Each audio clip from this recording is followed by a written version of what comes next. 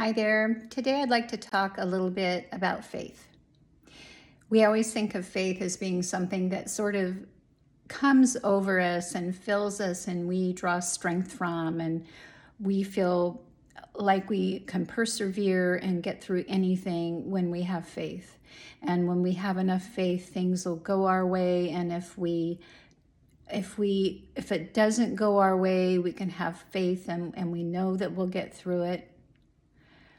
And there's a certain amount of that probably is true. Faith helps us when we have uncertainty. There's no question about that. But what I have learned is that faith is not a feeling. Faith is a decision. And I'll tell you a little bit about some of why I learned that. About 3.5 years ago, when one of my grandchildren was 5 years old and just going into kindergarten, and he is just a lovely, lovely child, gregarious and full of life, and just an affectionate, inquisitive person. He's the kind of person that when you would walk into the room, even when he was very small, he checked in with you to see how you were. There was this constant social interaction and connectedness. It was, children by their nature are pretty self-serving, and that's not a bad thing. It's just that really the world is about what they are curious about and what they need. But this little boy is a little different. It was almost like he was born with a need to connect and make sure that other people were okay as well. Just a lovely trait. Anyway, when he was about 5 years old and starting into kindergarten, he became really sick acting. We didn't know what was wrong. He started to be fatigued, laying down and sleeping after kindergarten, which wasn't like him. He was having a lot of joint pain. He was having headaches and stomach aches. His legs weren't working well, and he'd had some health issues before, but from birth. He was born with a broken neck, for one thing, and then he had had another issue with what's called pyloric stenosis, completely unrelated. It's a stomach muscle issue that sometimes happens in infant boys, typically who are Scandinavian. It's like a 1 in 1,000, and he won that lottery too. So we'd had a few hard knocks with him, even though he's incredibly healthy otherwise. But anyway, this was a weird thing. They checked him out with a rheumatologist. They checked him for hypermobility. And one day I was over there, and I noticed, I had him here at the house, and I was cutting his hair, and had him in my chair. I've been a hairdresser since I was 18, and so still cutting the kids' hair. Anyway, I was looking at him in the mirror, and I turned him and I looked the other side, and I noticed that one of his eyes looked puffy. And I didn't know what to make of that. I thought, this is strange, and it wasn't terribly noticeable. And I didn't say anything about it at that point, but took a picture. Anyway, several days went by, and that little eye still looked swollen to me and kind of bulgy. And I told my daughter, I said, I think this should be looked at. I have I was concerned that he may have an infection behind his eyeball. Took him to the doctor, and she said, no, it's allergies. And I said, in one eye? And it's not itchy? In one eye? I don't think so. And the next morning, my husband and I let me back up. Then I was over there, and this little boy, I'm going to refer to him as this little boy for his privacy, his knees got really, really red and like water filled, and they were hot.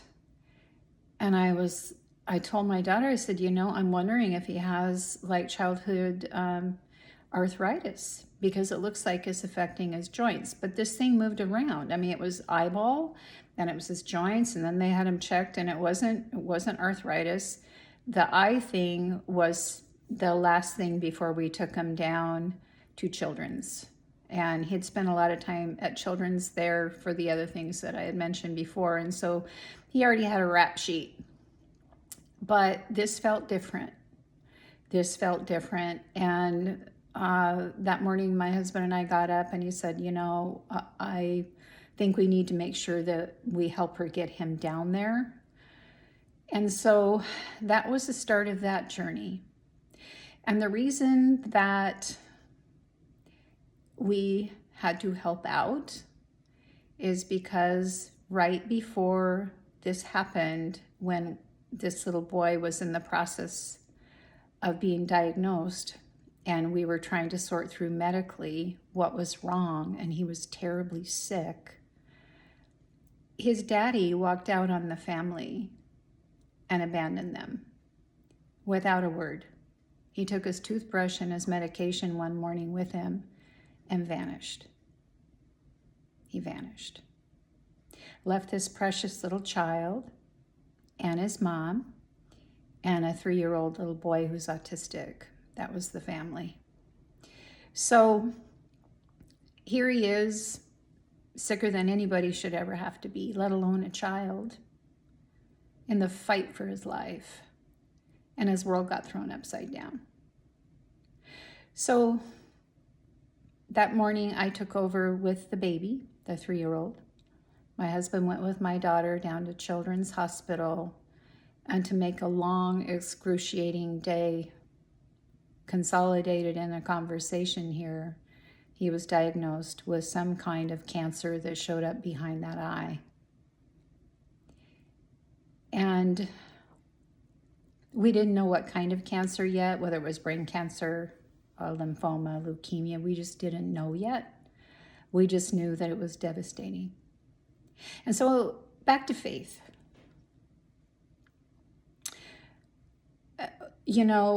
When you don't have any choice but to have faith, you find it. And faith isn't the thing that just shows up and the angels sing glory, hallelujah, and you're lifted and you feel great. No, faith is down in the mud, the blood, and the beer. Faith isn't that you think everything is going to be okay. Faith is that you make a decision that even if it's hard to have faith, that if you're going to be a person of faith, you have faith even when it's hard. Even when you're scared to death. Faith is a decision. You decide to have faith that ultimately, whatever comes out of the situation you're in, you will be able to cope. And the reason that you will is because when you draw on that faith and that strength that comes from within you, that is from God, you can get through. You can. But faith is a decision. It's not something that shows up on little angel wings. It is raw. It's organic. And it is hard won. It's hard won. My grandson ended up being diagnosed ultimately with a very aggressive childhood leukemia called Burkitt's. He was at stage 4 when they finally discovered what was wrong. And when you have a loved one that has that kind of a diagnosis, I tell you what, it isn't just like it takes your breath away, it makes it where you can't breathe. It's not just like in your chest, that rock in your chest. It's like your whole abdomen feels like it can't get air in. Everything just kind of wants to close down. It's truly, truly hard. And being the mom of a child who is deathly ill, and we didn't know if he'd pull through, it is a whole different layer because I'm watching her from a distance have to be the only one with him 24/7 in the hospital. There was no dad to go in and out. And they wouldn't let us take turns because it was during COVID And so it was during a time of, he couldn't afford to get sick because he was immunocompromised with the chemotherapy. So then, out of the blue, who decides to show up? His dad decides to show up and have a visit unannounced. And while he was there, he took his mask off, and this little boy was exposed by his dad to COVID.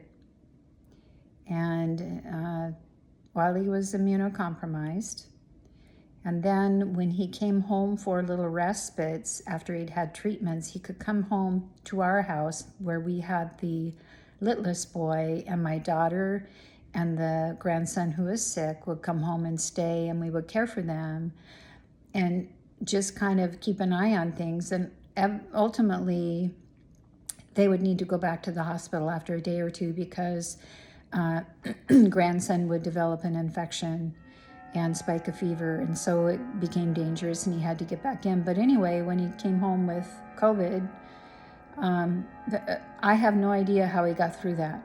I really don't, because he was immunocompromised, and I tell you what, it was just a miracle in and of itself. But we all got it, even though we were fully vaccinated. We got it, and because we were stretched so thin, it really did take us quite some time to shake that off, but that's a story for another day.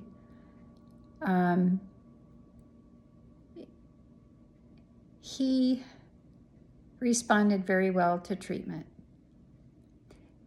And we had our faith shaken, but we made that decision to have faith. And I tell you what, I don't know how I would have done it any other way. I don't know how we would have gotten through it any other way. I feel as though we were fortunate beyond measure that we got to keep him. And this month he is 3 months post-treatment, 3 years post-treatment. So he's been in the survivorship mode now. And so far, so good. So far, so good. He's healthy and tall and growing. And I won't mince words here. We still worry about him. Anytime he gets anything, a headache or a hangnail or the sniffles, we don't tell him that, but we kind of look at each other, and my daughter will say, do you think he's okay? And I'll say, yes, I do. I think he's okay. He's allowed to also get childhood stuff. And we need to remember that. And we also need to honor the fact that we've all been traumatized, not just him. And even if he's, 30 and gets a hangnail, we're going to always be scared because we know that the unthinkable can happen. But back to faith. What would we have done without it? Where would we have put those feelings that needed a place to land? Where would we have drawn strength from? Because my faith shook every day, but I still decided to have it. I still decided that having faith was better than not having faith.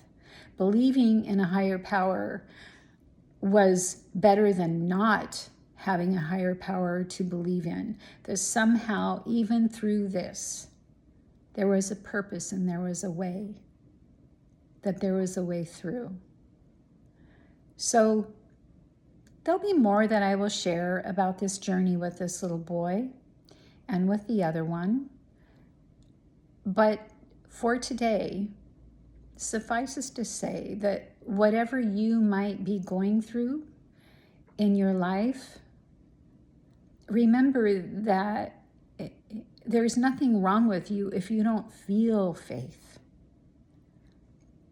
What you need to do is to decide to be a person of faith. And if you're going to be a person of faith, if that is what you value and what you'd want and what you decide, Be a person of faith every day. Be a person of faith even when you are shaken to your core. Make that decision. And there's no perfect way. Hell no. Your faith will be shaken sometimes. But make the decision to have it. Take good care. God bless.